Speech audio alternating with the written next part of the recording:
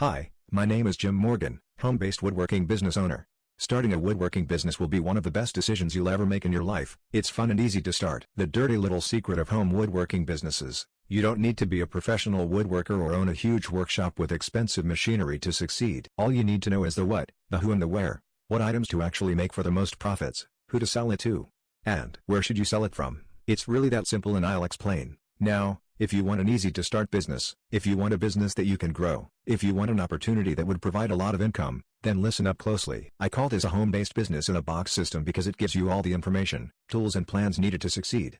The projects that sell fast and can make you money over and over are simple to build. Even if you have no prior experience, with this guide, written and audio, and a willingness to learn, you could soon be enjoying a profitable and enormously satisfying career, or part-time job, doing something you love.